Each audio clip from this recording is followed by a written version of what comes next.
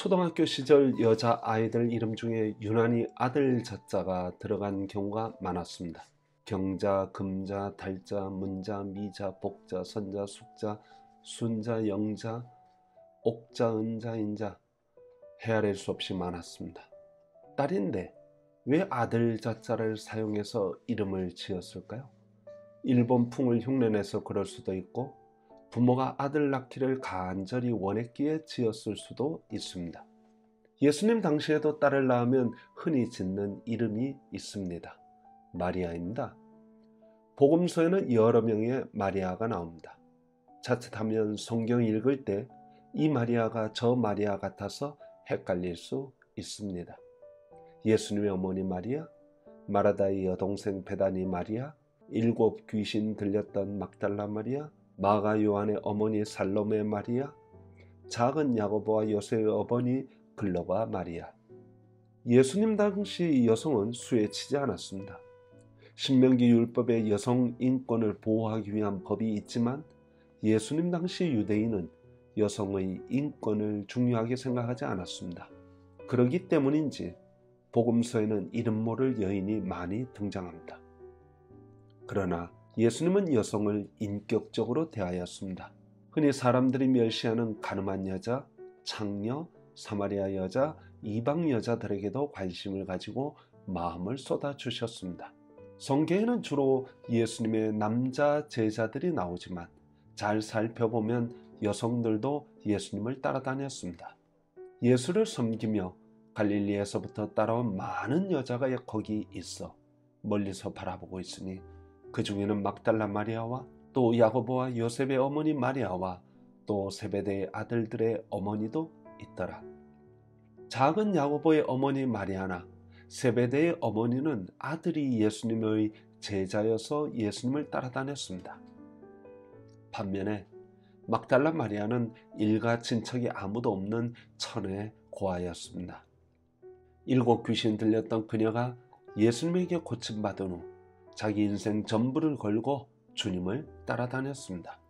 그녀는 갈릴리 여자들을 거론할 때마다 언제나 첫 번째로 거명되었습니다. 갈릴리에서부터 주님을 따르던 여인들은 조용히 뒤에서 섬기며 나서지 않았습니다. 누가복음 8장에 잠시 등장한 이 여인들은 예수님의 십자가 부활 사건에야 비로소 전면에 나타납니다. 십자가에서 예수님이 돌아가시자 제자들은 크게 낙심하였습니다. 실망한 그들은 뿔뿔이 흩어졌습니다.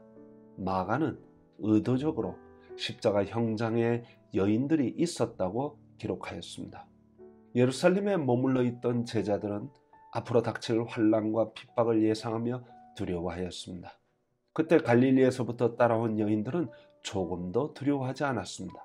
모두 문 걸어 잠그고 숨죽이고 있을 때 그녀들은 예수님의 시신에 향료를 바르고자 하였습니다.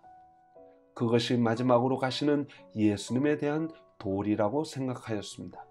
갈릴리에서 온 여자들을 주동하여 예수님의 무덤에 찾은 여인은 막달라 마리아였습니다. 그녀는 여장부였습니다. 예수님은 바로 그녀를 부활의 첫 증인으로 삼으셨습니다. 주님을 사랑하되 끝까지 사랑하는 그 여인이야말로 부활의 첫 증인이 될 충분한 자격이 있었습니다.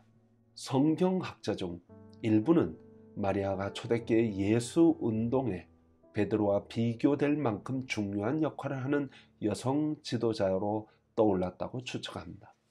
마태, 마가, 누가, 요한복음 모두 예수님의 부활 첫 증인으로 막달라 마리아를 언급하는 것을 보아 이러한 추측은 합당하다고 생각합니다. 그런데 막달라 마리아를 심하게 왜곡한 사람이 있습니다. 그는 교황 그레고리우스 1세입니다.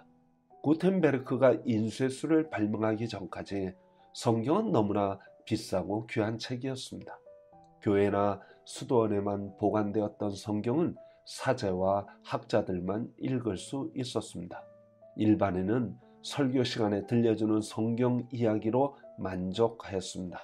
성경을 볼 수 없는 그들은 설교할 때 하는 이야기를 사실이라고 믿을 수밖에 없었습니다. 교황권을 확실하게 정립한 그레고리오스 1세는 591년 막달라 마리아에 대해 설교하였습니다. 교황 그레고리우스 1세의 40개 설교, 그중 33번에서 이렇게 설교하였습니다. 막달라 마리아는 누가가 죄인이라고 부르고 요한은 마리아라 부른 여인입니다. 마가는 그녀를 7 귀신이 나간 여인으로 묘사합니다. 이 7 귀신은 죄가 아니고 무엇이겠습니까? 형제 여러분, 이 여인은 금지된 성적인 행위를 위해 자신의 몸에 향수를 뿌리기 위해 이 향료를 사용해 왔습니다. 그녀가 부끄럽게 자신을 치장하기 위해 사용한 것을 이제 칭찬받을 만한 방식으로 하나님께 바치고 있습니다. 그녀는 세상의 눈으로 욕망의 삶을 살아왔지만 이제는 고해성사와 회개로 세상 욕심이 눈물로 사라졌습니다. 그녀는 자신의 머리카락을 얼굴을 내보이기 위해 치장했지만 이제는 자신의 머리카락으로 눈물을 닦습니다. 그녀는 입으로 자신을 자랑하였지만 이제는 주님의 발에 입 맞추고 자신의 입을 대속자의 발 위에 갖다 댑니다. 그녀는 모든 쾌락을 자신을 위해 사용했지만 이제는 자신 스스로 불태웁니다. 그녀는 수많은 죄를 덕으로 받고 하나님을 고해성사로 회개하고 섬깁니다. 교황 그레고리우스 1세는 고해성사로 죄사함 받음을 강조하기 위하여 막달라 마리아를 심하게 왜곡하였습니다. 그는 베다니의 마리아와 갈릴리 나인성 근처에 등장하는 죄 많은 여인과 시몬의 집에서 예수님의 머리에 향료를 부은 여인을 혼합하여 성경과 전혀 상관없는 막달라 마리아를 만들었습니다. 그는 막달라 마리아를 창녀로 해석하였습니다. 막달라 마리아가 7 귀신 들린 것은 7가지 큰 죄를 지었다는 뜻이고 그 중에 가장 큰 죄가 창녀로서 성적으로 문란한 것이라고 해석하였습니다. 그러나 성경은 귀신 들림을 음란과 연결하여 해석하지 않습니다. 예수님께서 귀신 들린 남자를 고쳐준 경우가 여러 번 있습니다.